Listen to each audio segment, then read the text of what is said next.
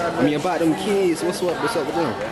About the kids? Our kids, they're running around acting senseless and all that. That's because I told him, but yeah. We have gotten to the point where it's all about self.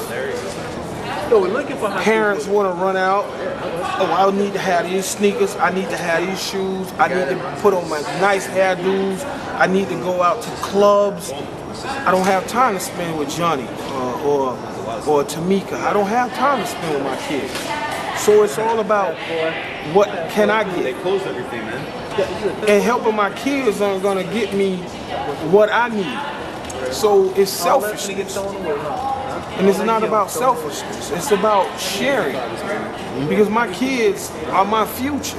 And if I neglect my kids, then what future there lies for me? You feel me? So we as parents need to give back to our kids like people's giving back to us. At least do the best we know how. You know, just don't have kids and run out and expect the kids to grow up and let the streets raise them. Because you see the product of our environment now. Kids walking around, pants hanging down, no self-respect, no self-control. They're ignorant. 60% of the kids out here, or over 60% of the kids out here don't know how to read or write. Going to school every day just to say they're going to school to get away from their parents. Inner city kids, they're taught to play football or basketball because that's the quickest way out of the ghetto. Our parents will show up to a pee-wee football game by the hundreds. That's all I said. What about a PTA meeting? We don't know what our kids doing in school. We don't know the curriculum. We wait like another week. Just when they came out with the FCAT, large amount of parents came out. But the FCAT was basically on what are we teaching our kids at home? You feel me? Yeah. Some academics, it had a close ties with academics, but it came with social issues. Do our kids know how to fold a bed? What side does the salad fork lie on? What's a teacup? What's a saucer? Kids said it was something you throw. But that's where we fail as parents, because we don't teach our kids these things. And that's what needs to be brought back to not just the black society, but America as a whole. And we need to start dealing with us, our issues first. Can't look at, oh, the white man's this, the Chinaman this, the Chinaman. No, what are we doing as black people? We're God's chosen people, but we neglect to hear him or neglect to recognize that he's there? Yes, because that was the foundation of who we were as a people. Starting back from the end of slavery, even in slavery, we used to meet in back of the barns, discussing God, holding our faith strong so we could grow as a people. That's been taken away from us. And then when that was taken away from us, we let everything else go. Education, reading, writing, family. Just talking about it. And my brother here was just talking about it, man.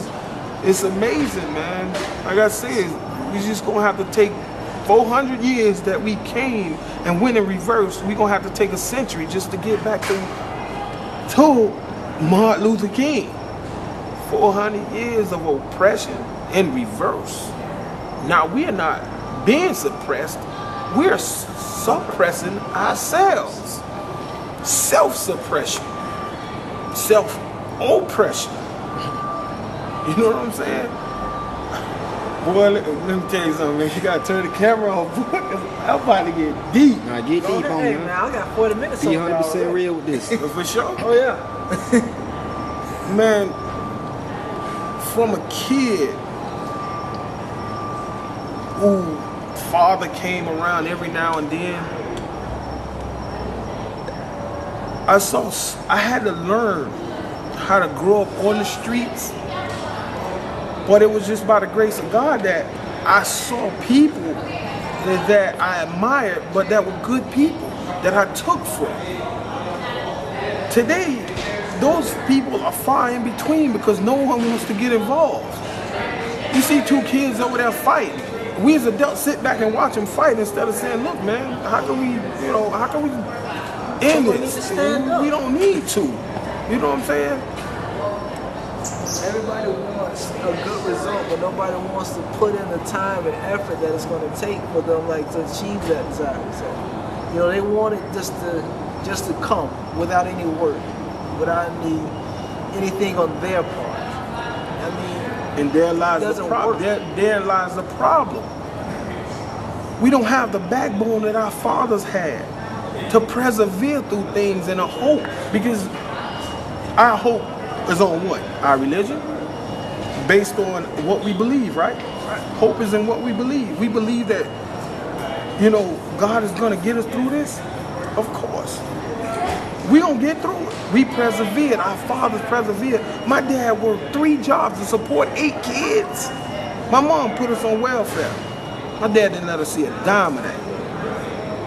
But what he showed us through that, you go out and work for what you want. Yes, it's hard, but the hard work pays off in the end.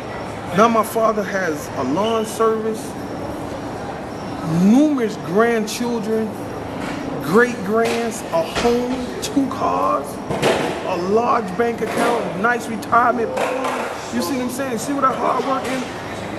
But today's society, we want it right now. It's instant gratification. I don't want to work hard for it.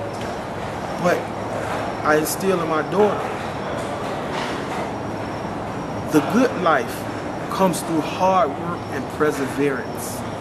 It doesn't come overnight. You have to work for everything you want, no matter what it is. Even selling drugs, you got to work hard to make the money selling drugs. but in that same token, like I was speaking earlier, that, you know, the people that go out there and sell these drugs are like, they want that same instant gratification, you know. They don't want to work hard and like become a professional or whatever. And the thing that happens with that is that, you know, you work hard and you sell these drugs, but as soon as you get caught, you know, because you didn't work hard, all that for nothing, and you're back to square one. You go out there and you work hard and make a professional out of yourself, make something of yourself, you know, and nobody can take that away from you. Oh, I'd like to ask you something. What you think about the kids thinking about hustling? In what form? Because that's a broad term right there. 'Cause No, I call my no. nephew hustle because he goes out and like he'll buy T-shirts. He'll go and sell them at track meets. So he'll go like my nephew. He'll go and like recycle cans and stuff because, you know, it's a dirt So you bike that he answered wants my to question get. right there. Hustling is about determination to make it the right way. Exactly. Whether it's selling cans, pushing a lawnmower, washing people windows, no matter what it is, that's hustling. But today's society consider hustling selling drugs, girls, prostituting, trying to get with a guy for money. All right, so I want to cut you off. But on that same note, let me ask you, what's the difference between hustling and being an entrepreneur? Because they both have they have the same characteristics, and they go through things in the same manner of fashion. But, you know, is it just, you know, semantics, or is there a complete difference between the two? Well, I don't think there's a complete difference. There's similarities to them both. But Because the guy that's out there, you know, selling drugs, he's hustling. But at the same time, this guy that's inside of this jewelry store or whatever, trying to get you to buy this, you know, Rolex that costs X amount of dollars, he's hustling too at the same time.